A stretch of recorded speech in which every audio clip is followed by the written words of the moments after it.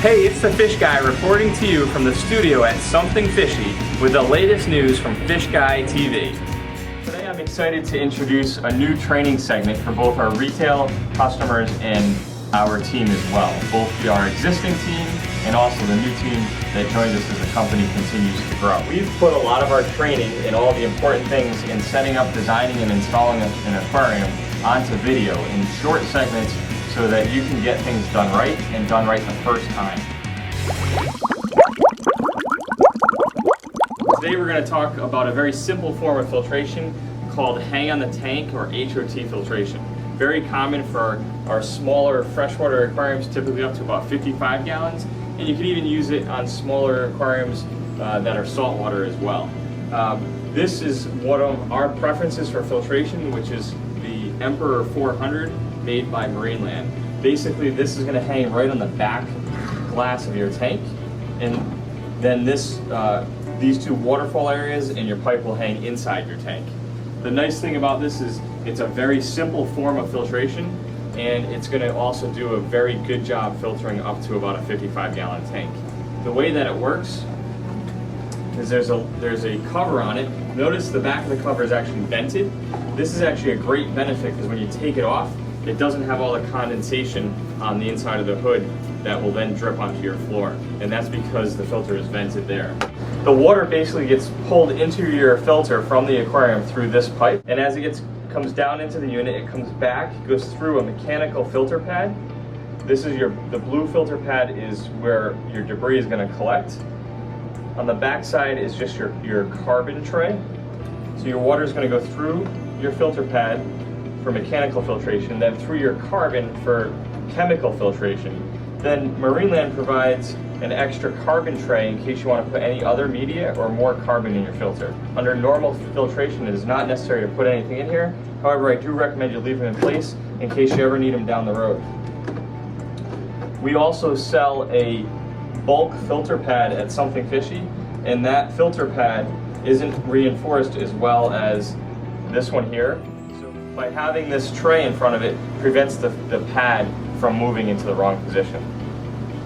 From here, the water is going to come right back into your tank through this area here. Some of the water as it's being pulled up is going to go through this spray bar here that's on either side and jet water over these wheels.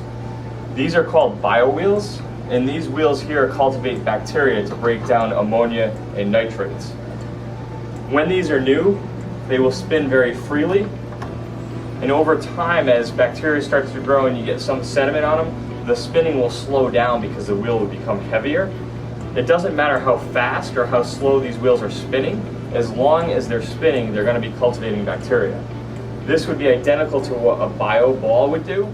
Basically what this does is provides an area that's highly oxygenated because it's out of the aquarium water and very moist because it's getting sprayed with water. The other thing is this pleated paper, if I were to pull it out, it would actually cover quite a bit of space because of the way it's designed. So there's a lot of coverage here, which is going to allow for a lot of bacteria growth. So this filter is providing both mechanical filtration and chemical filtration, and then biological filtration all in one unit. It's a very good filter for the money. About a $90 filter that'll last a long time on a small freshwater aquarium. Now, for maintaining this filter, about at least every 2 weeks you want to change your filter pads and just dispose of them and replace them. And then from time to time you may need to actually clean the filter itself.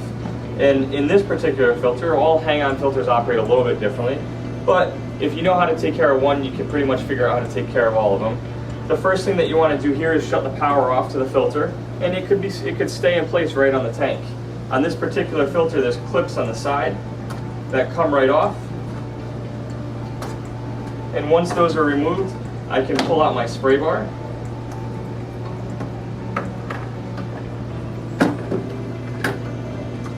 and once the spray bar is removed, I can pull out my internal housing. Now inside the aquarium, at the bottom of this well, is an insert for my impeller. In this impeller here, this magnet is going to sit right in that insert, and that's where the motor is that drives a magnet that spins this magnet. Now to clean this, you can take the pipe right out, And then on the bottom there's a little door that can come right off. So now this housing can be completely cleaned in fresh water. My impeller can be cleaned in fresh water as well. I can rinse out the inside of my filter if there's any debris in it, and then I'm going to want to reassemble this. I'm going to put it together the same way I took it apart. My impeller is going to go right inside of the housing. You want it sitting nice and straight, and then I'm going to put it right inside of the filter. It may take a minute. Remember that bottom of that impeller is looking for the bottom of the well, and after jiggling it around it should fit right in there. I can use a pipe cleaner to clean the inside of my spray bar. This spray bar has holes in it that you want to make sure are clean, otherwise water won't come out over the wheel. And then I can put this right back into place. This spray bar, you want to make sure when you're putting it into place that your holes are pointing down. And with the holes pointing down, I can put this clip back in place. And this clip being in place will prevent me from being able to turn the spray bar more than 50%. If I installed it pointing down, with the clip in place, I won't be able to point the spray bar straight up. That'll prevent accidental splashing. And then the spray bar can be adjusted so that it hits the wheel. And you can do the same thing on the other side. Now this filter unit comes with a standard length intake for regular sized aquariums about 18 inches deep. Your intake should sit somewhere just below 50% of the aquarium's depth. And if you have a deeper aquarium, you can remove the screen intake. You can install this coupling that comes with the filter. And then you can install this extension pipe. This extension pipe can be cut with a razor or a knife to any length that you want.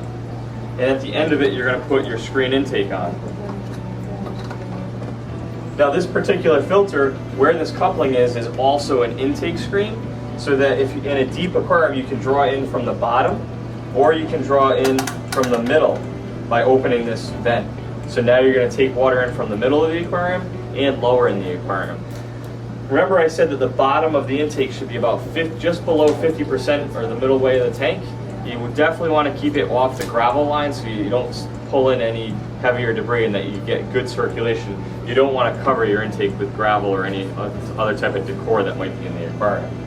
This pipe can also be used, this pipe cleaner should also be used to clean the inside and outside of your intake to keep water freely moving through it. Don't forget that you can come visit us at our retail stores and get one-on-one personal attention. You can have us come to your home for a one-on-one consultation in your home or your office. And you can also check us out online at somethingfishyinc.com. Oh, Yay!